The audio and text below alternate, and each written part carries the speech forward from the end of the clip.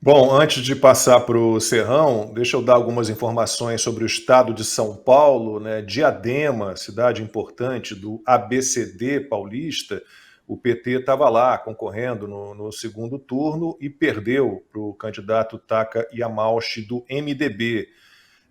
São Bernardo do Campo, né, onde nasceu o PT, teve um segundo turno entre Podemos e Cidadania.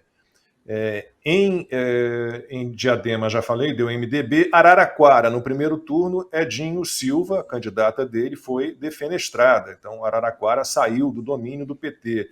Decepção, Ribeirão Preto, que tinha lá um candidato do PSD, o Ricardo Silva, e tinha um candidato do Marco Aurélio, do Novo, do Partido Novo, Marco Aurélio, e Ribeirão Preto, que é uma cidade tão próspera, tão rica, com agronegócio fortíssimo. Eu gostaria muito de ver Ribeirão Preto administrada por alguém do Partido Novo, né? Ainda que os nossos espectadores tenham sempre um pé atrás com o Partido Novo, entre PSD e Partido Novo, fico com o Partido Novo, não tenho nenhuma dúvida disso.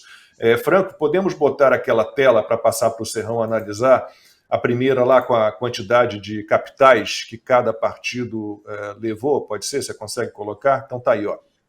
MDB, 5 capitais, PSD 5, PL e União Brasil 4, Podemos 2 capitais, PP 2 capitais, Avante 1 capital, PSB 1 capital, Republicanos 1 e PT, que vinha perdendo, né, as capitais em declínio desde 2008, em 2020 não elegeu nenhum prefeito de capital, desta vez salvou-se, infelizmente, em Fortaleza.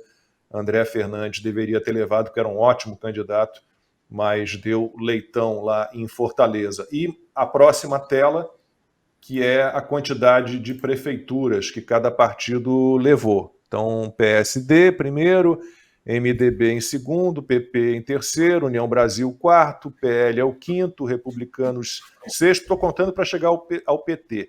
PSB sétimo, PSDB oitavo, PSDB ladeira abaixo há muito tempo, e o PT é o nono, né? O PT por muito pouco.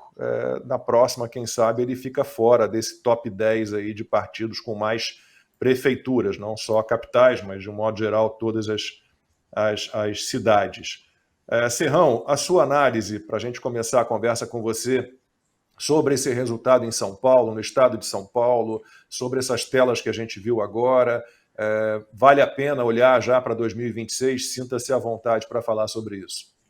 Olha, a Ana Paula passou o bastão com perfeição e eu vou seguir na nossa corrida de revezamento, complementando o que ela e Constantino falaram, que é muito sério. Pessoal, em política, a gente tem que viver o momento presente para entender como se pode projetar o futuro. Às vezes, olhar para o passado de maneira equivocada, você pode chegar a uma conclusão errada sobre aquilo que você está analisando. Então vamos aos fatos bem objetivos. Quem foi o grande e verdadeiro vencedor dessa eleição municipal 2024? Foi o protagonismo dos militantes da direita conservadora liberal. Esse é o ponto inegável. A militância que não existia se manifestou de maneira mais organizada, com força nessa eleição. Isso é um dado positivo que a gente não pode ignorar. Agora, quem mais venceu? Lógico. Quem foi o outro grande vencedor dessa eleição e era esperado que isso acontecesse? A máquina. Sobretudo no segundo turno, ganhou a eleição quem tinha o domínio da máquina. A eleição de São Paulo foi um exemplo claro disso. Nunca a máquina foi tão forte. Máquina partidária, juntando vários partidos, coligações, e a máquina da prefeitura mesmo, que tinha o que mostrar, tinha realizações e teve estrutura para até conseguir combater uma campanha milionária do candidato do PSOL. Quanto dinheiro foi jogado ali. E no final ainda se jogou até uma suspeita que tem que ser muito apurada, até que ponto o crime organizado também não jogou recursos nessa história da esquerda, como ele sempre faz. Só que aqui a derrota foi pesada para o PT-PSOL. Então foi muito importante isso. Quem mais ganhou? O centro, evidentemente o centro. Gilberto Kassab, grande vitorioso. O MDB do Baleia Rossi, muito bem na fita. E uma novidade que agora vai doer o que eu vou falar. Um grande vencedor do centro, não foi o centro de Macumba, não, pessoal, não confundam. Foi do centro, governador Tarcísio de Freitas. Ah, ele é da direita. Não, não, não, não. Ele hoje claramente é alguém do centro e está fazendo questão de mostrar isso. E Ricardo Nunes, quando dedicou a vitória ao amigo Tarcísio, ele soltou uma frase que resume essa história, que a frase não só reflete o que ele pensa, ela é a ideia-força que vai mover o raciocínio do esquema de centro para a próxima eleição.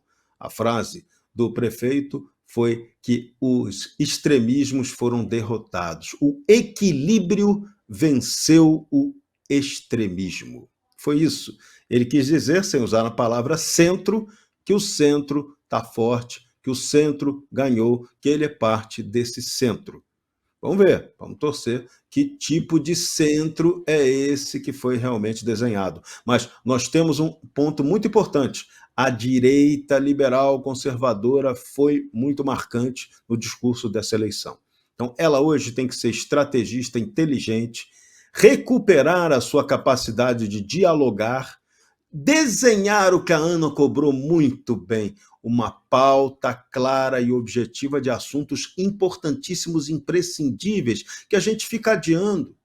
Cadê a campanha forte pela contagem pública de voto? Cadê que a gente não compra essa ideia com toda a força com a qual ela deveria? Tem até projeto de lei no Congresso, mas isso não está sendo tratado, né?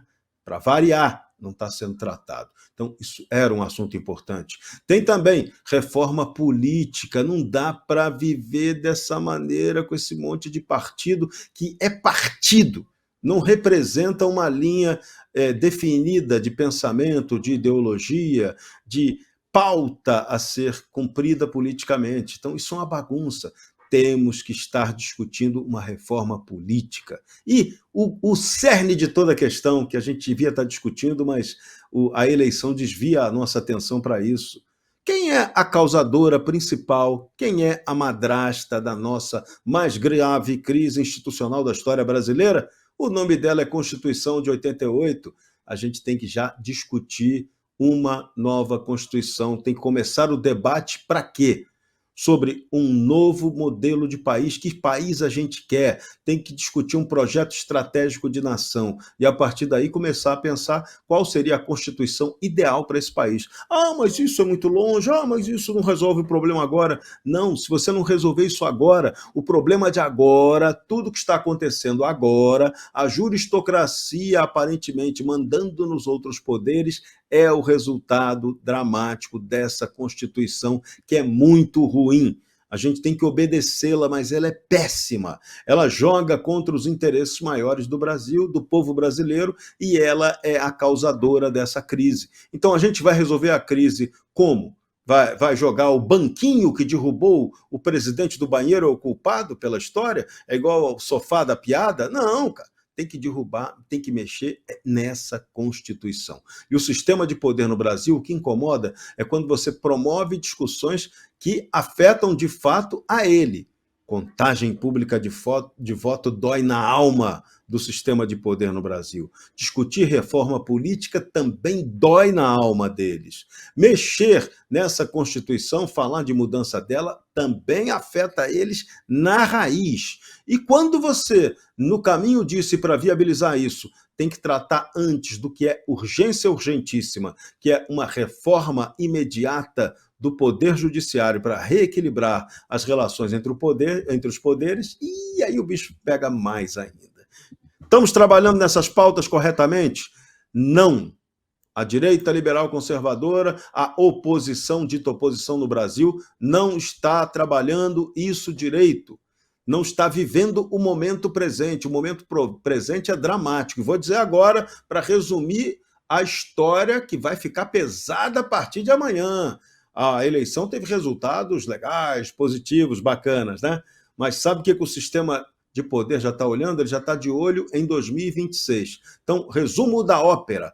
O sistema de poder vai arrebentar a partir de amanhã e o mais rápido que der, todos aqueles que possam representar uma ameaça, que possam ser candidatos ao Senado, primeiramente. O grande medo do sistema de poder é novos senadores que possam querer mudanças positivas estruturais no Brasil. Então, eles vão fazer de tudo para matar essa gente no nascedouro. E como é que vai ser essa morte? Essa morte virá com o aprofundamento dos julgamentos sobre o 8 de janeiro.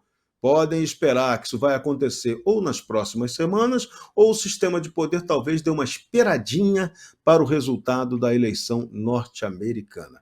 Mas já é previsão concreta. Vem aí a arrebentação promovida pela juristocracia. Vai vir para arrebentar, porque é a única maneira dela impedir o protagonismo dessa direita que cresceu e permitir a tese, que eles já estão desenhando, de que o próximo presidente da República será alguém de centro. Eu já adianto que não será o Tarcísio de Freitas, porque o interesse maior dele é ser reeleito governador de São Paulo. Governar São Paulo hoje, do ponto de vista tático, pessoal, para ele, é muito mais importante que correr o risco de uma candidatura presidencial. E o sistema de poder vem agora para isso. Resumindo, espancar quem possa ser candidato ao Senado e ameaçar esse sistema de poder e impedir totalmente que Jair Messias Bolsonaro seja candidato a qualquer coisa em 2026. Ele já tem 2 inelegibilidades, o sistema no 8 de janeiro vai lhe impor a terceira e provavelmente definitiva, com risco até de armarem uma prisão para ele sob acusação de golpe de Estado. O que pode salvar Bolsonaro? Chapolin Colorado? Não, o Lourão vencendo a eleição dos Estados Unidos no dia 5. Então vamos aguardar para ver. O quadro é bem complexo.